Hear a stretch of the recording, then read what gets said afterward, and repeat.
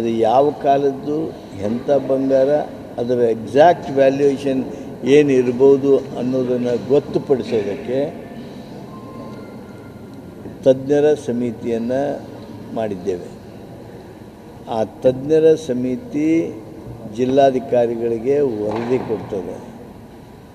ಆ ತಜ್ಞರ ಸಮಿತಿ ಕೊಡುವಂಥ ವರದಿಯ ಮೇಲೆ ನಾವು ಅದರದ್ದು ಕಿಮ್ಮತ್ತಿಷ್ಟು, ಅದು ಇಷ್ಟು ವರ್ಷ ಹಳೆಯದು.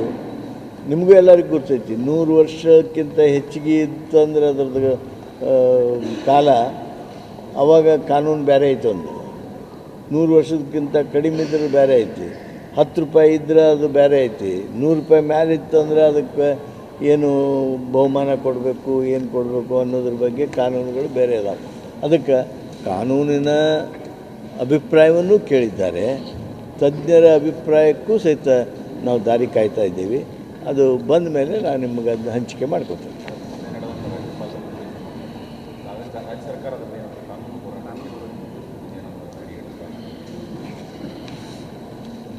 ರಾಜ್ಯಪಾಲರು ಕೊನೆಗೆ ತಾಂತ್ರಿಕವಾಗಿ ಬಂದು ಹೋದರು. ಆದರೆ 176(1) ಪ್ರಕಾರ ರಾಜ್ಯಪಾಲರು ಕ್ಯಾಬಿನೆಟ್ ತಯಾರು ಮಾಡಿರ್ತಕ್ಕಂಥ ಸಂಪೂರ್ಣ ಭಾಷಣವನ್ನು ಮಾಡಬೇಕು. That is what is the position of the constitution of India. Supreme ಕೋರ್ಟ್ನವರು, ಹೈಕೋರ್ಟ್ಗಳವರು ಹಲವಾರು ತಮ್ಮ ಆದೇಶಗಳನ್ನು ಕೊಟ್ಟಿದ್ದಾರೆ, ತೀರ್ಪುಗಳನ್ನು ಕೊಟ್ಟಿದ್ದಾರೆ.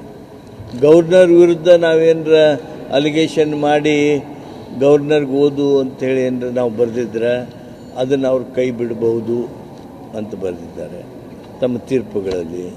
ಯಾವ್ಯಾವ ಸಂದರ್ಭಗಳಲ್ಲಿ ನಾವು ಬಿಡಬಹುದು ಅನ್ನೋದೇನೈತಿ ಅದರ ಬಗ್ಗೆ ಬೆಳಕು ಚೆಲ್ಲಿದ್ದಾರೆ.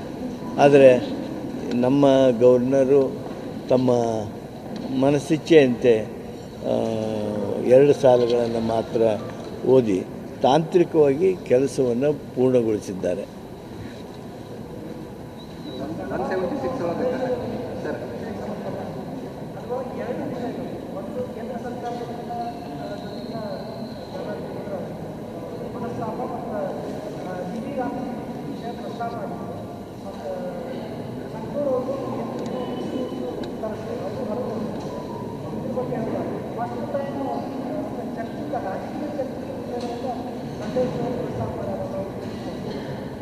ರಾಜ್ಯಪಾಲರ ಸಂದೇಶದೊಳಗೂ ಪ್ರಸ್ತಾಪ ಮಾಡಿದ್ದೀವಿ.